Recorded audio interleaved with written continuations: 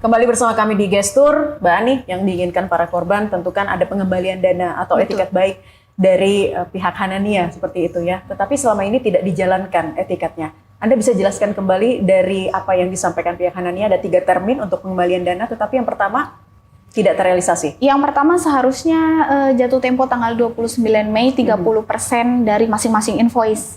Itu tidak terrealisasi. Ada sebagian yang dibayarkan tapi nominalnya masih sangat jauh, kurang dari 10%. Yang mana 34 miliar totalnya yang mengajukan refund untuk kloter keberangkatan Syawal. Karena kalau kita bicara jamaah terdampak bulan Juni dan seterusnya, tentu mereka sebenarnya kan belum ada pembahasan full sampai sana begitu. Tapi kalau membayar sampai full, yang menimbulkan masalah selanjutnya adalah ketika teman-teman untuk kloter keberangkatan Juni, Juli yang sudah mendapatkan tanggal khususnya tentu dijanjikan, dipastikan pasti akan berangkat. Jadi dikejar untuk pelunasan. Jadi sama ya kasusnya seperti betul, dikejar pelunasan. Baik. Tapi ternyata ada bahkan yang 1 minggu sebelum berita ini naik, sebelum Farhan dibawa ke Polda, baru melakukan pelunasan penyetoran dana sampai 100-an juta.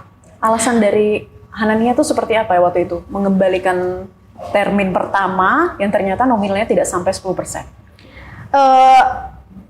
Sejak awal mediasi kita lakukan, dari Hanania itu meminta waktu karena mereka ingin menjual, melepas sebagian saham.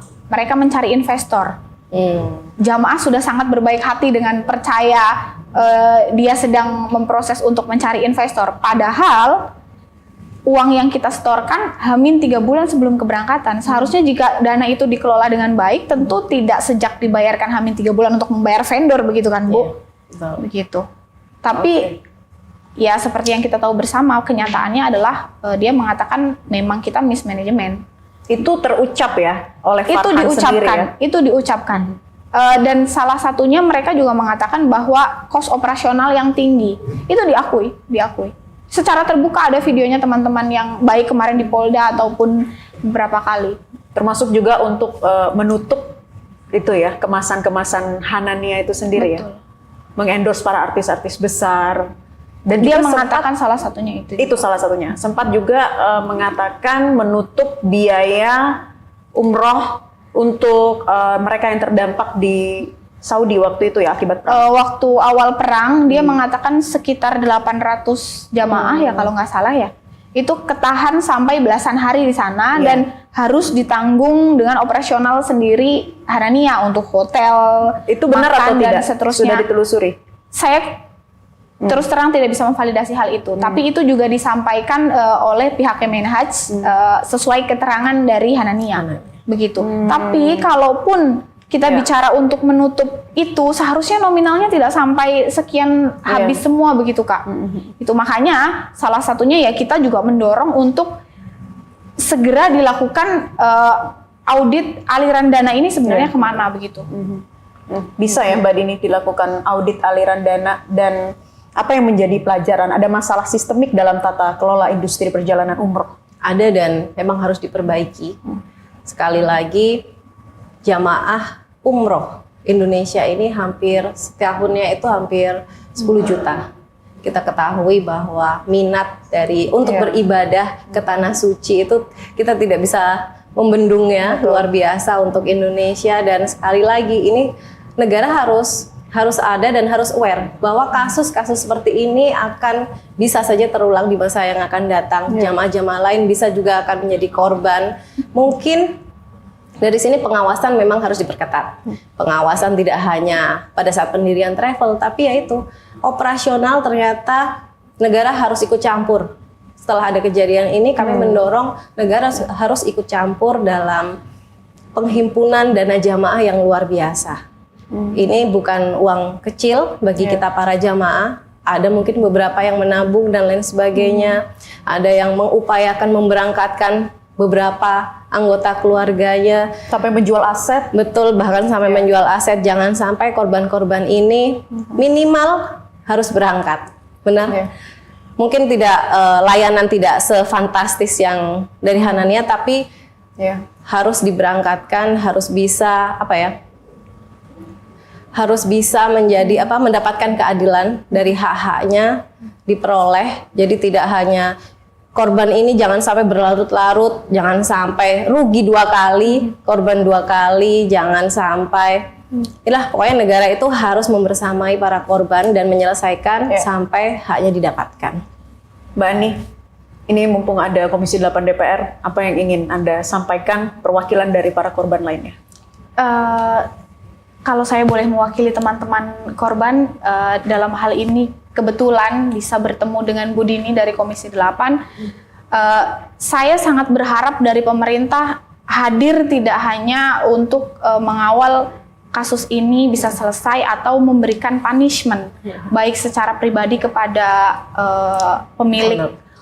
pemilik travel dalam hal ini mengawal kasus pidananya, atau juga membekukan atau mencabut izin travel karena hal ini sudah terjadi, tapi juga benar-benar fokus kepada kami para korban untuk mengedepankan asas kebermanfaatan hukum. Sebenarnya apa sih yang kita kejar dari semua yang diusahakan oleh teman-teman jamaah ini? Tujuannya tentu kita masih berharap uang kita kembali atau setidak-setidaknya berangkat. Dan dalam hal ini kita jujur ingin sekali mendengar pernyataan dari Kemenhaj, aksi nyata apa, tindakan nyata apa sebenarnya. Atau mungkin setelah ini apakah kami bisa setidaknya teman-teman perwakilan dari para jamaah gitu untuk benar-benar duduk bersama di gedung DPR dengan Komisi 8 dan Kemenhaj, seperti apa yang akan dilakukan oleh pemerintah untuk membersamai kami dan memberikan solusi nyata kepada kami, begitu. Mbak Dini, dijawab apa yang tadi disampaikan oleh korban. Baik, permintaan dari para korban ini sangat rasional dan memang sudah kewajiban kami sebagai wakil rakyat untuk bisa tidak hanya mendengar tapi juga bisa mendorong pemerintah memberikan solusi yang terbaik, teradil untuk para korban. Di sini tentu saja kami akan meminta Kemenhaj untuk hadir untuk mendengarkan tidak hanya dari sisi korban tapi juga masukan-masukan dari kami para anggota DPR RI. Rencananya kapan, Mbak? Kita paling lambat minggu depan karena memang beberapa anggota kami masih ada di Mekah, masih ada di Madinah, Itu masih salah melakukan satu tim pengawasan. Iya. Jadi harapannya begitu juga dengan Kemenhaj. Pak Menteri maupun Wakil Menteri masih ada di Madinah dan Mekah untuk melakukan penyelenggaraan haji, tapi ini tidak menutup kemungkinan kita bisa memanggil direktur atau biro perjalanan dari Kemenhaj. Mungkin nanti akan dicarikan mitra perjalanan umroh yang lain, tetapi tidak sewah ya fasilitas yang ditawarkan oleh Hanania, itu nggak apa-apa, Mbak Ani? Dengan senang hati.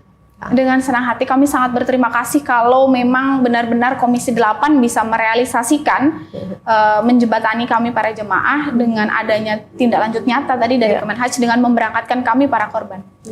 Tentu kita tidak ingin kasus first travel terulang kembali ya. Banyak hati yang tersakiti begitu ya. Ini balik lagi bukan hanya soal mampu atau tidak mampu. Ibadah umroh ini masalah niat yang sudah diusahakan ya, Betul. Mbak Dini ya. Jadi apa yang kemudian ke depan agar kasus ini bisa benar-benar menjadi warning kita bersama di Indonesia khususnya? Kalau untuk pemerintah, harapannya dari Kementerian Haji mempunyai sistem pengawasan lebih ketat lagi. Termasuk audit dana yang tadi sempat Anda jelaskan ya. Mau nggak mau akhirnya pemerintah itu turut campur dalam perjalanan ini, perusahaan perjalanan. Tapi untuk para jamaah, kita jangan tergiur harga murah. Sekali lagi, kalau dari kasus Hanania tidak murah juga. Ini adalah harga wajar, harga realistis yang betul. Tapi perlu kita ketahui ada rekam jejaknya bagaimana, kemudian mungkin kita bisa mencari informasi kesesuaian harga dari tiket pesawat dan hotel, apakah ini sesuai dengan season waktu kita berangkat dan lain sebagainya. Itu juga dilihat ini make sense nggak dengan harga sekian. Itu juga harus jadi warning kita sebagai konsumen dalam memilih sebuah produk. Tapi sekali lagi ini adalah ranah pemerintah untuk bisa melakukan pengawasan secara penuh dan jangan sampai ada kejadian berulang seperti ini. Kalau tidak salah dari Kemenhaj sendiri mengatakan untuk pelaporan akreditasi itu per 5 tahun sekali ya, kalau tidak salah. Betul, per Ya 5 kan? tahun sekali. Per 5 tahun. Apakah nanti juga bisa dibenahi lagi itu Mbak Betul. Dini ya. Mungkin jangan hanya jangan 5 tahun, tahun ya, ya, tapi mungkin juga berkala, kontinu dan Uh-huh. mungkin sifatnya mendadak. Kita bisa mendatangi kementerian, bisa memanggil dan lain sebagainya. Mungkin bisa dilihat bagaimana penawaran Ya. sewah itu dengan jamaah yang luar biasa. Ini juga bisa melakukan pemanggilan dan lain sebagainya. pos-pos pelaporan di Kemenhaj juga harus ada benar-benar- kanal Ya. yang jangan sampai sudah ribuan jamaah yang gagal, mungkin baru satu itu sudah jadi warning, Ya. aduan yang bisa dibuat bahan sebagai pemanggilan dan lain sebagainya. Kalau boleh saya menambahkan Kak, silakan. sebenarnya kemarin Kemenhaj sudah mengatakan bahwa ada himbauan dari Pak Menteri dan Pak Wamen untuk membuat regulasi baru yang bisa memantau keberangkatan dan pendaftaran dari jamaah ini. Ya. Tapi saya rasa itu adalah memang solusi jangka panjang Jangka yang panjang. memang harus diperhatikan oleh Kemenhaj untuk dalam hal ini mungkin memberikan update terkait travel mana sih yang sudah punya indikasi-indikasi tertentu dan Ya. itu bisa diakses secara umum begitu kan. Termasuk juga kalau dulu sebelumnya sempat untuk akreditasi itu Siskopatuh, Simpuh ya waktu Ya. itu Kemenak itu bisa diakses secara umum. Cuman kalau sekarang seingat saya harus ada login gitu. Itu salah satunya. Tapi kan kita juga nggak bisa melihat dari itu saja. Ya. Betul. Nyatanya Kemenhaj sendiri mengatakan bahwa akreditasinya bagus, di luar bagus, tapi ternyata ya Hanania gagal Kenyataannya. gitu. Tapi yang terlebih kita butuhkan saat ini adalah ya kembali lagi kepada apa tindakan nyata dari pemerintah untuk membersamai jamaah dalam hal ini yang sudah terlanjur terjadi dan ini sudah berulang begitu. Oke. Nah, kalau terkait dengan data jumlah travel umroh dan haji itu ada di Kemenhaj. Ada di Kemenhaj, ya. DPR Dan selalu ikut mengawasi, ikut memantau. tidak ikut memantau. Tapi memang kita memberi masukan harus ada persyaratan ini dan itu untuk apa ya? Sekali lagi melindungi jamaah. Oke. Jadi nanti setelah ini akan ada mediasi, Mbak Dini, dari pihak DPR, Kemenhaj, dan juga para korban.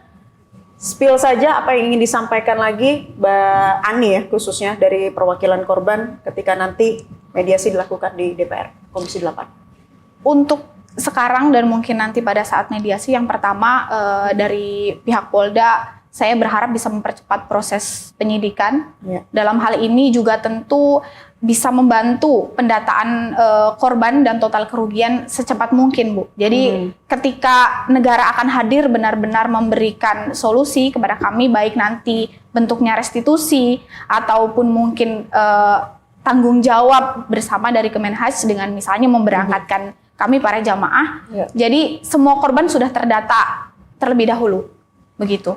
Terus kemudian untuk kejaksaan tentu kita berharap restitusi itu tetap dimasukkan dalam tuntutan atau dakwaan kepada Hanania begitu. Dengan sebelum itu pasti PPATK untuk mempercepat proses audit. Kita sangat Giliran penasaran Kak. Uang kita sebenarnya digunakan Kemana? untuk apa Untuk dan apa kemana ya? begitu. Oke. Dengan nominal yang jumlahnya sangat besar, masa iya habis menguap begitu saja. Begitu dan tidak ada penjelasan yang detail begitu. Sebenarnya kemarin sempat disampaikan mungkin sedikit dari Biro Kriminal Umum ya, bahwa itu dipakai untuk menutupi atas miss operasional sebelumnya, ada juga yang digunakan untuk kepentingan lain, tapi kan tidak dirigidkan ini untuk apa. Mungkin nanti fakta-fakta persidangan bisa membuka hal ini gitu. Oke. Begitu. Ya, dan DPR juga bisa mendorong ya, Mbak Betul, Dini, adanya tentu. audit ini, hak-hak dari para korban. Hak-hak. Tentunya pemerintah dan dari pihak DPR saat ini berpihak pada korban kan? Pastinya kita akan selalu mengawal betul kasus ini, akan meminta APH dan pihak-pihak yang berwenang diutamakan dulu hak-hak, mengembalikan hak-hak para korban. Kita mungkin apa ya? Kita mengindahkanlah sanksi pidana dan lain sebagainya, tapi sekali lagi hak para korban dan korban lainnya seperti mitra yang lainnya itu bisa terpenuhi terlebih dahulu. Oke, ini tentunya nanti akan menjadi poin-poin Betul. yang akan disampaikan dan juga dimediasi oleh Komisi 8 DPR. Nanti kita akan tunggu segera hasilnya seperti apa. Dan kita berharap Ya, Komisi 8 dan Kemenhaj berhadapan dengan kami para jamaah sudah membawa Solusi yang bekal terbaik. solusi untuk kami para korban begitu Kak. Mbak Ani tetap tegar dan semoga prosesnya dilancarkan. Terima kasih sudah bergabung di kesempatan gestur kali ini. Ani Rofi Sulistiani, korban gagal umroh Hanania Travel, dan Dini Rahmania, anggota Komisi 8 DPR RI. Pemirsa, demikian gestur kali ini. Saya Naila Husna. Kita ketemu lagi di gestur pekan depan. Sampai jumpa.